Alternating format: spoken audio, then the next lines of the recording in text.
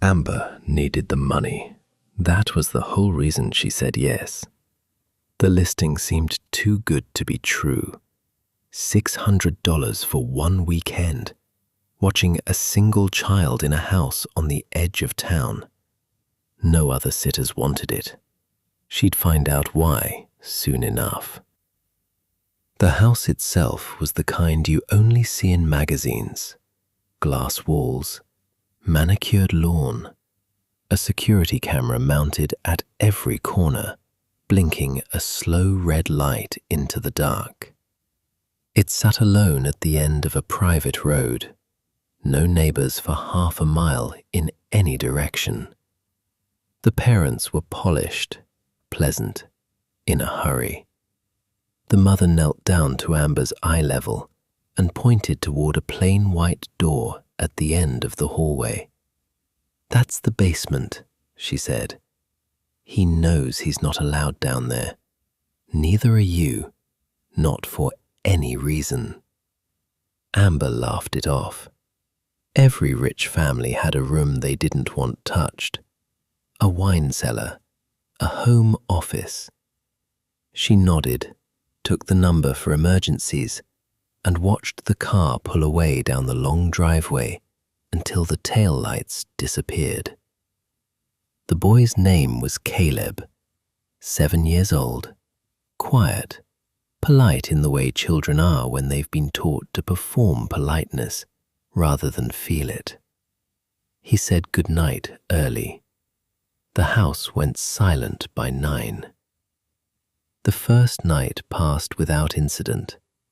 Amber sat on the couch scrolling through her phone, glancing now and then at the baby monitor app that fed from the hallway camera. Caleb's door stayed shut. The house made the small sounds old houses make even when they're new. A settling beam, a hum from the vents, nothing more. It was the second night when things changed. She heard him before she saw him.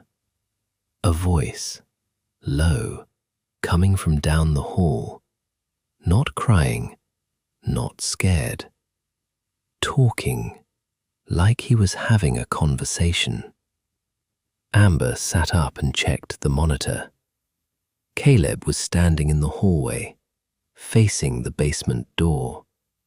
His mouth was moving, but the audio on the monitor caught nothing, just static, and beneath it, something that might have been breathing, or might have been the vents. She got up, walked the hallway herself, found him standing exactly where the camera showed him, his palm flat against the white door. "Caleb?" He turned to her slowly. "She said I could come see her," he said, "if I let her out." Amber walked him back to bed and told herself it was a dream, a sleepwalking spell, nothing more. But she didn't sleep after that. She sat awake, scrolling back through the recorded footage from the camera, hour by hour. At 2:14 a.m., the footage showed Caleb doing it again, standing at the door, listening.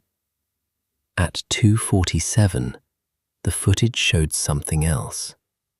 For 4 seconds, the picture dropped to black. Not a glitch, but a clean, total blackout, like something had covered the lens.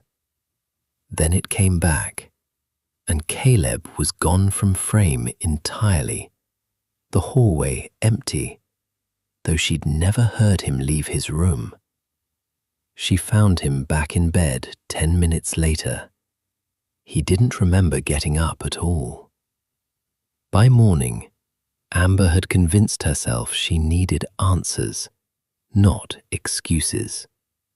She searched the address. It took a while, buried under real estate listings and old blog posts, but she found it. A 5-year-old local news article. A nanny, 23 years old, had vanished from this house. No signs of forced entry, no trace of her car, nothing. The family living there at the time had moved out within the month. The house had changed hands twice since. Nobody mentioned it in the listing, of course. Nobody ever does. She tried calling the parents, straight to voicemail. She tried again an hour later. Same thing. By afternoon, the calls weren't even ringing. They went dead the instant she pressed send, like the number had stopped existing. That night, Caleb wouldn't go to sleep at all. He sat on the edge of his bed, staring at the door of his room, and when Amber asked him what was wrong, he said the same thing, word for word. She said I could come see her, if I let her out. Amber decided she wasn't waiting until morning. She grabbed her phone, turned on the flashlight, and walked to the end of the hallway. The basement door was open. She hadn't opened it. Caleb hadn't opened it. It stood ajar, a few inches, darkness pooling behind it, like it had been waiting for exactly this moment. She should have called someone. She should have left. Instead, she pushed the door the rest of the way and started down the stairs, her light cutting a thin path through the dark, the air growing colder with every step. The basement wasn't a wine cellar. It wasn't a home office. It was a bedroom. A child's bedroom, decades old by the look of it, sealed away and left to rot. A small bed with a stained mattress, a dresser with the drawers hanging open, and on the walls, scratched into the plaster in long, deliberate lines, were dates. Dozens of them, years and years of them, one after another, like someone counting the days. And in the corner, sitting with his back to her, small and still, was Caleb. Caleb? Her voice came out barely a whisper. He didn't turn around right away. When he finally did, his voice wasn't quite his own.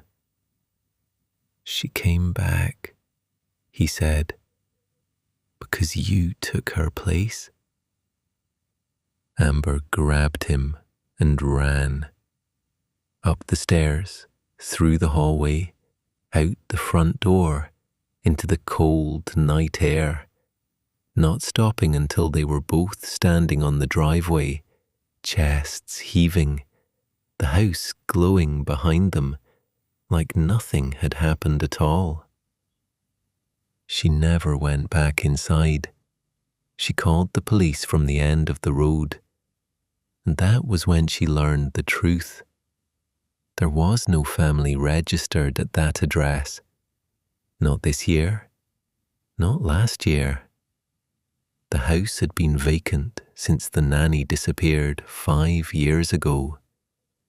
Bank-owned, unsold, empty the entire time.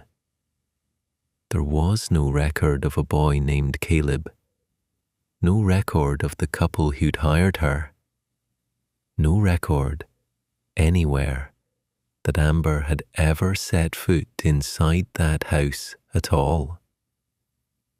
She never got an explanation. She never went looking for one either. Weeks later, back in the city, Amber saw a flyer posted outside a coffee shop, a nanny agency offering an unusually generous rate for a weekend job, a house on the edge of town. No other sitters interested. She didn't take it.